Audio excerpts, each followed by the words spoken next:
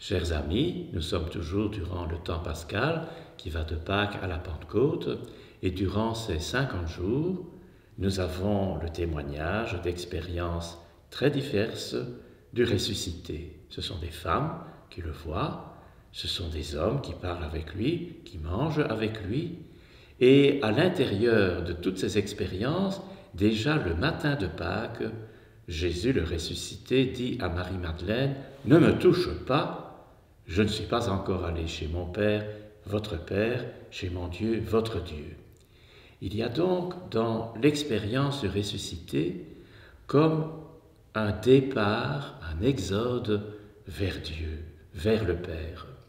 Et c'est cela que l'évangéliste Luc et le rédacteur du livre des Actes des Apôtres a mis à propos de l'ascension. Dans ce départ du Christ vers le ciel, nous avons évidemment une expérience d'adieu. On ne le verra plus.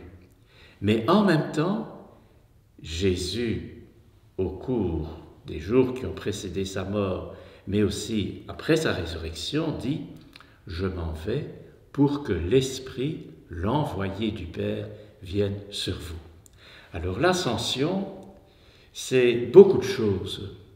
C'est Jésus, le Fils de Dieu, qui a pris notre humanité, ce que nous avons célébré avec la fête de Noël, qui va au ciel, donc il est le premier ressuscité qui prend l'humanité pour la présenter à Dieu son Père. Nous vivons déjà avec le Christ qui est notre tête auprès de Dieu, mais en même temps, il y a l'annonce du don de l'Esprit Saint, et cet Esprit, nous le fêtons surtout à la Pentecôte, mais cet Esprit nous fait souvenir de tout ce que Jésus a dit, nous fait entrer en nous le Dieu, Père, Fils et Esprit Saint, comme Jésus l'avait dit, le Père et moi, nous viendrons en vous pour y faire notre demeure. Et puis, cet Esprit nous montre aussi comment dans notre vie, au jour le jour, ou quand nous avons à prendre de grands engagements, comment la parole de Dieu retentit et peut s'appliquer à nous avec notre propre liberté.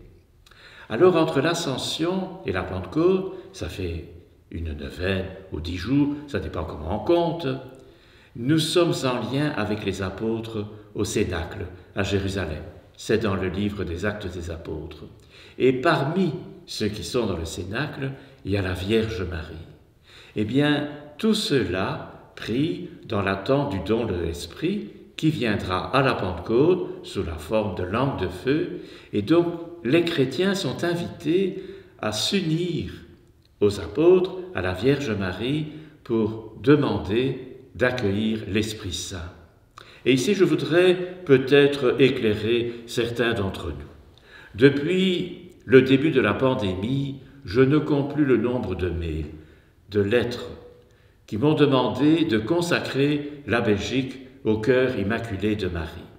Alors, nous avons fait des recherches, et c'est déjà fait depuis 1943. Les évêques de Belgique ont fait cela en 1943, et Monseigneur Léonard a repris cette consécration en 2015. Bon, on ne va pas faire ça tous les 15 jours, mais en même temps, donc, nous unir à la prière de la Vierge Marie et des apôtres, ça c'est vraiment quelque chose de fondamental.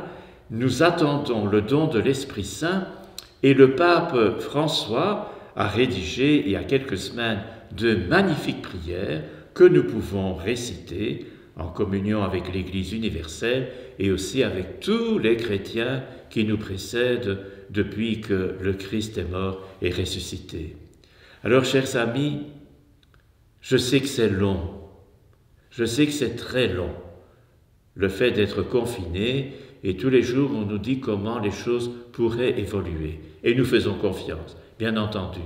Mais en même temps, comme je me l'ai dit dans la première capsule, c'est durant ces moments d'épreuve que parfois quelque chose de nouveau surgit, on n'y avait pas pensé, c'était vraiment insoupçonné.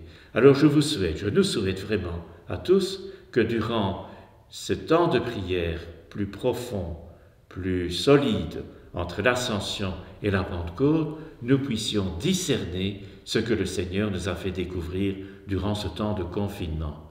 et nous pourrons le partager dans la joie quand les lieux de culte seront non seulement ouverts comme maintenant, mais qu'on pourra y célébrer le Seigneur dans une liturgie magnifique avec tout le monde.